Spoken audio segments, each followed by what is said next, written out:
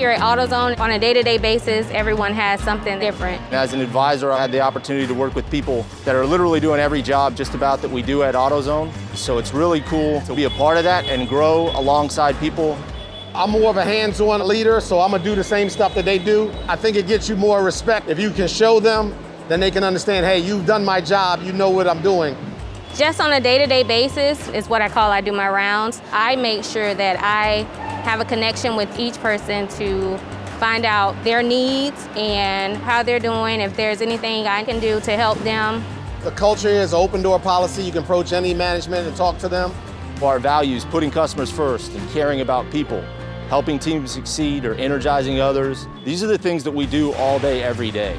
Because when I became an advisor, that helped me, that motivated me to be more successful in my position, in my role.